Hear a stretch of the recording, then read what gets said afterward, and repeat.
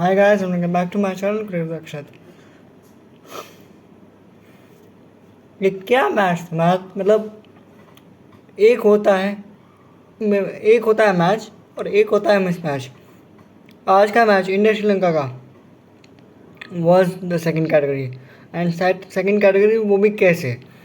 एक ऐसा मैच जो कि 2009 वर्ल्ड कप फाइनल का रिमैच था at the iconic Wankhede stadium इन मुंबई, जहाँ पे धोनी का वो सिक्स आपको याद है कि कब 28 ईयर्स बाद इंडियन वर्ल्ड कप जीता था। बट आज के मैच में हुआ क्या? श्रीलंका ने टॉस जीता, बॉलिंग ली, क्योंकि मुंबई ऐसी जगह है जहाँ पे मोस्टली शाम के टाइम रेड सॉइल है, मॉइस्चर होता है, ड्यू गिरती है, तो चेजिंग ज़्यादा ये प्रेफर्ड होती है। बट जैसा टारगेट उनको मिला था 357, वहाँ उनको रोहित शर्मा आज नहीं चल पाया। रोहित शर्मा फर्स्ट बॉल पे 4 मार के सेकंड बॉल पे आउट हो गया। तो 4 रन में पहले ही ओवर में आपको विराट कोहली और शुभमन गिल को खेलने आना पड़ा। लेकिन उसके बाद जो पिटाई पिटाई मैं तो पिटाई कह रहा हूँ, मैं पिटाई कहूँगा और ज़्यादा इनडिसेंट लैंग्वेज यूज़ नहीं कर सकते। तो जो पिटाई उनकी शुरू हुई है पहला विकेट करने के बाद कोहली और गिल के एंड से, वो एक तरह से 200 रन या 150 रन प्लस की पार्टनरशिप भी उनकी लगी, जिसमें दोनों ने ना सिर्फ न्यू बॉल को सी ऑफ किया आराम से, बल्कि बहुत आराम से वो लोग इस श्रीलंकन पेस अटैक को और बॉलिंग अटैक को इन जनरल खेल रहे थे। और एक टाइम पे तो ऐसा लग रहा था जब ये लोग खेल रहे थे, जब इंडिया के हाथ में अराउंड 30 ओवर्स के बाद, जब 20 ओवर बचे थे 50 ओवर होने में, तो जब इंडिया के हाथ में 8 विकेट थे, तो ऐसा लगने लगा था कि एक टाइम पे कि इंडिया आराम से 400 प्लस रन बना लेगी।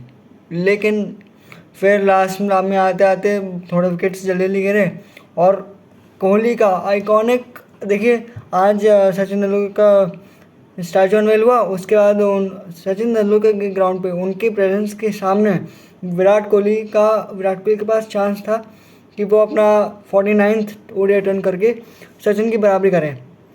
88 रन उन्होंने बनाए भी, लेकिन जैसे वो 88 पे आउट हो गए ना, the silence around the crowd, और जो ग्राउंड में साइलेंस था वो वहाँ पे इतना साइलेंस था कि आपको एक पिन गिरने की आवाज़ भी आ जाती।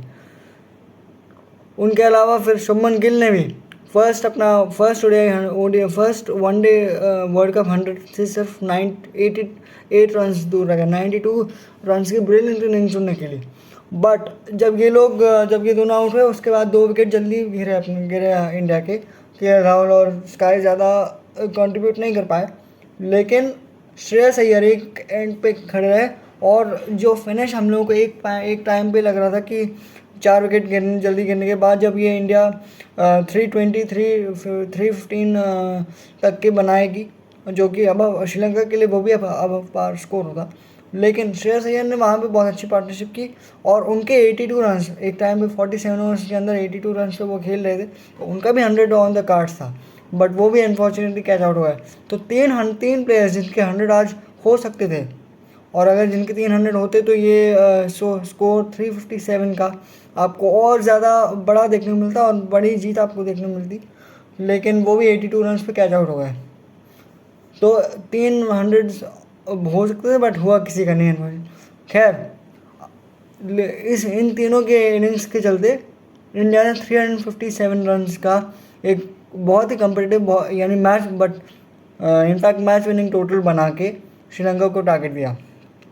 अब क्योंकि वहाँ पे चेस करते हैं, मुंबई में प्रेफर करती हैं टीम्स चेस करना, लेकिन वर्ल्ड कप्स में या ओडीआई हिस्ट्री में वानखेड़े में 300 रन प्लस का टारगेट कभी चेज नहीं हुआ है।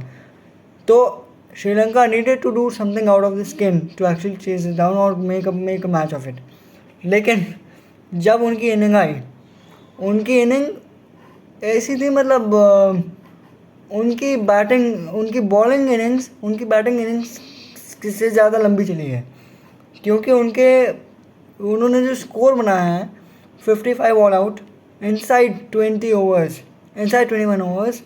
वो one of the lowest scores हैं in ODI world cup history. वो तो लास्ट के महेश तीक्ष्णा और उनके बाकी जो लोअर ऑर्डर की टेल थी उन्होंने थोड़ा सा रन बना लिए, इसलिए वो 35 रन जो ओडीआई हिस्ट्री का जो सबसे लोएस्ट स्कोर है ओडीआई वर्ल्ड कप हिस्ट्री का, जो जिम्बाब्वे ने बनाया था श्रीलंका अगेंस्ट 2-4 में, उसको क्रॉस कर पाए थैंक्स टू महेश तीक्ष्णा और लोअर ऑर्डर के बैट्समैन जिन्होंने थोड़े रन बना दिए।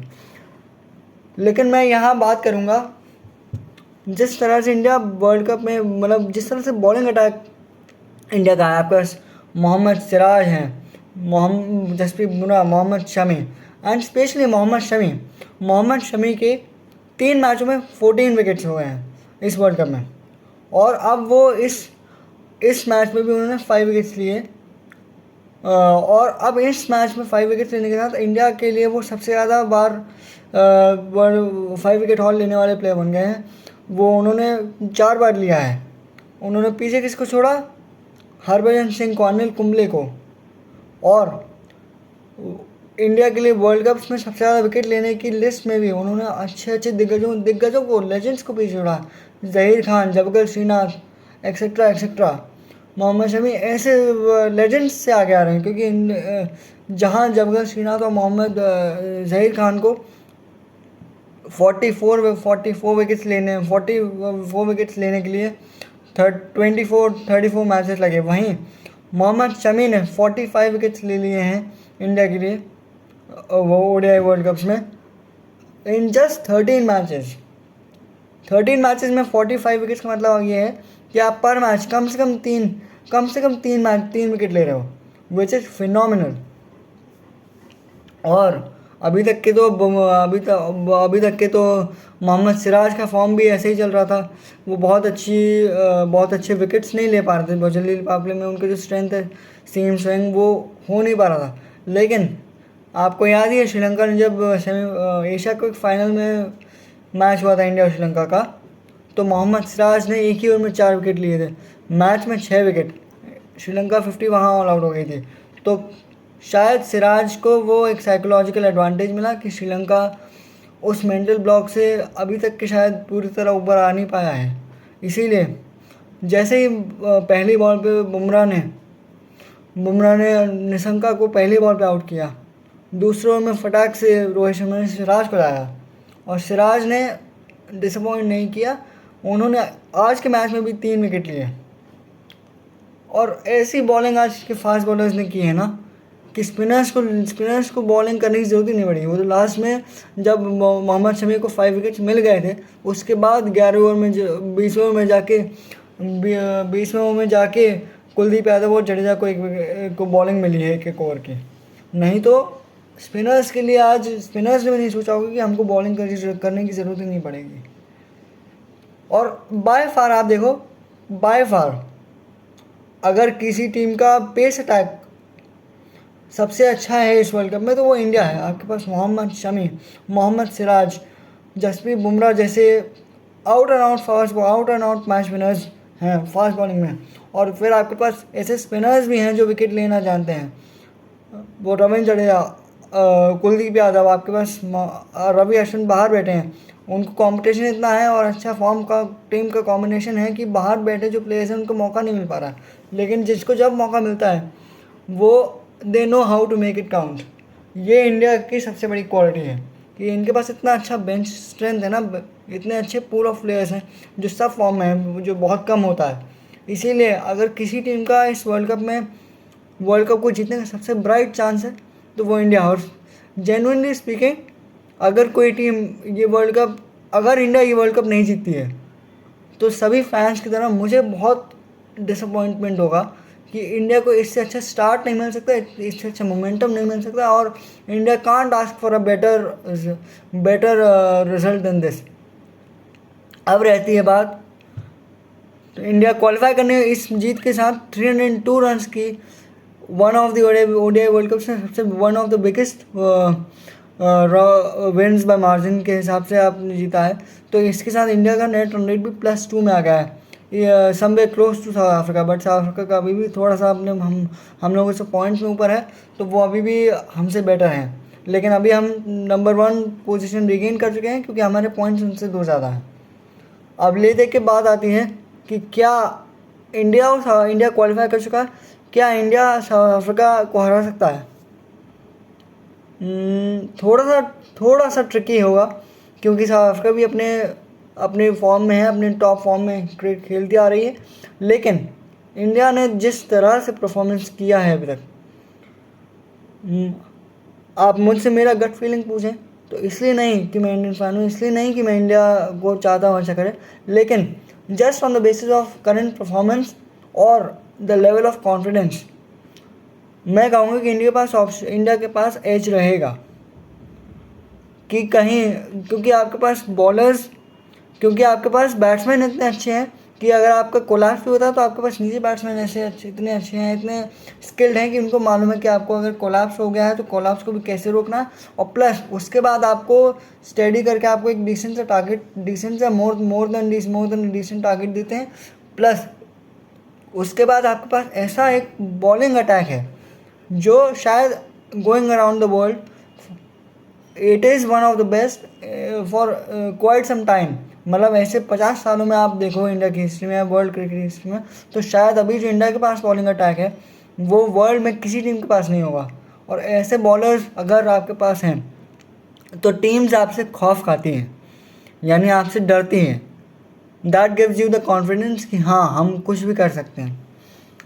तो और आपको मालूम है जैसे इंडिया सारे मैचेस अपने मोस्टली चेस करके जीता है और साउथ अफ्रीका पहले बैटिंग करके जीता है। तो जो मैच होगा 5 नवंबर को इंडिया और साउथ अफ्रीका का, वो कोलकाता में, वो मैच ना सिर्फ ये डिसाइड करेगा कि टेबल टॉप कौन कर सकता है, बल्कि आपको कहीं ना कहीं ये भी एक इंडिकेशन मिल जाएगा कि जो टीम वो मैच जीत जाएगी, शायद वही टीम फाइनल में भी आपको खेलती दिखे। और मुझे ऐसा लगता है कि बहुत चांसेस ये हैं कि आपको इंडिया और साउथ अफ्रीका का ही फाइनल होता दिखे 19 तारीख को।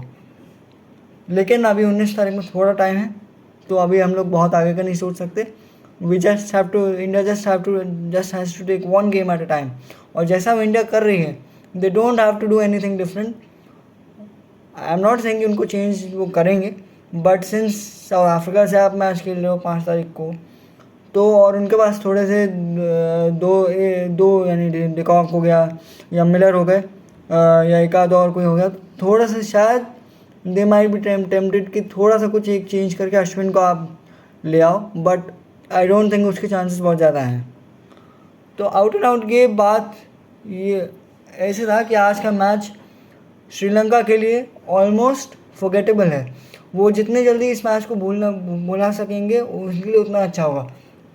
क्योंकि ऐसे आप जब तक कि आप ऐसे अपने में ऐसी परफॉर्मेंस के बाद टीम का मोराल बहुत गिर सकता है अगर आपके पास सपोर्ट सिस्टम बहुत अच्छा ना हो।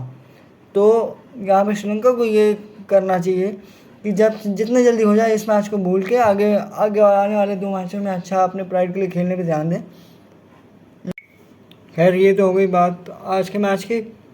लेकिन कल जो मैच है अफ़गानिस्तान और नीदरलैंड लखनऊ में, तो वो मैच में भी अफ़गानिस्तान और न्यूजीलैंड दोनों ही टीम्स की जो चांसेस हैं अभी बरकरार सांसें चल रही हैं, लेकिन बहुत ज़्यादा डिफरेंस नहीं है कि ये दोनों टीमें बाहर जाएं, क्योंकि टेक्निकली स्पीकिंग कल जो टीम जीतेगी उसके पास एडवांटेज रहेगा।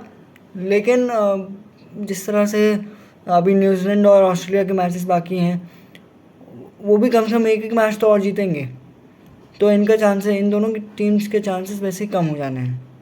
लेकिन take nothing away from Netherland and Afghanistan, उन्होंने अपने honestly speaking they have punched above their weight उनसे। क्योंकि हम लोग जब प्रीव्यू करते हैं और जब हम वर्ल्ड कप के बारे में बात कर रहे थे, तो हम किसी भी एक्सपर्ट ने अफ़गानिस्तान और नीदरलैंड को ये चांस नहीं दिया था कि वो टॉप 4 की रेस में रहेंगे इतनी लंबे टाइम तक। लेकिन क्रेडिट उनको जाना चाहिए कि उन्होंने इस तरह का परफॉर्मेंस दिया है कि वो अभी भी एक शॉट ले सकते हैं टॉप 4 के स्पॉट में। टॉप 4 में मतलब नंबर 3 एंड 4 पे, क्योंकि टॉप 2 तो आपको पता ही है, इंडिया साउथ अफ्रीका में ही रेस चल रही है कि कौन टॉप पे फिनिश करेगा, कौन नंबर 2 होगा, तो वो चेंज नहीं होगा।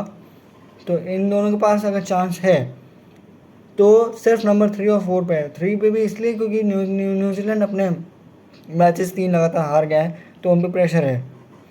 और कहीं अगर वो अपना पाकिस्तान से मैच भी हार जाता है तो पाकिस्तान भी फैंसी करेगा कि वो नंबर 3 पे क्वालिफाई कर सकते हैं।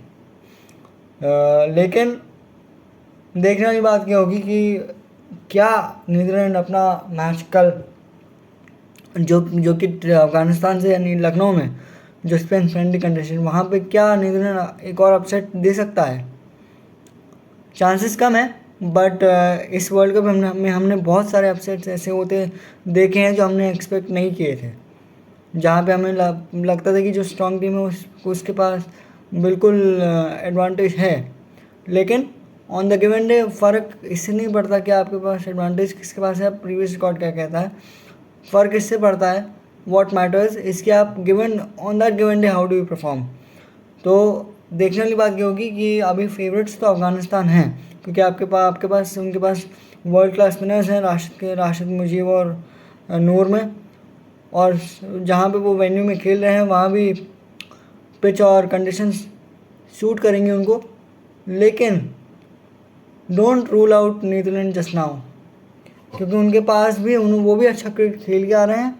और जितना मौका अफगानिस्तान के पास है उतना ही मौका सेमीफाइनल में पहुंचने का, शॉट लेने का न्यूजीलैंड के पास भी है।